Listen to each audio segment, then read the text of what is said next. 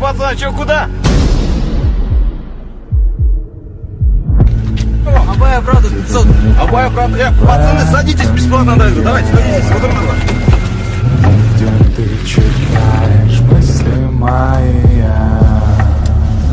Ага. Почему так решили? Почему девушку не взяли? Эх, братишка. Однажды, в холодный зимний день, я стоял у дороги и очень долго не мог поймать такси. Но вдруг одна машина приостановилась и стала медленно подъезжать. Я сразу понял, что это не такси, но на тот момент мне было все равно, лишь бы остановилась.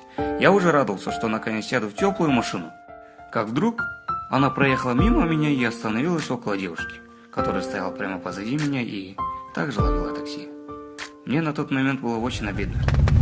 Я вас понимаю, пацаны.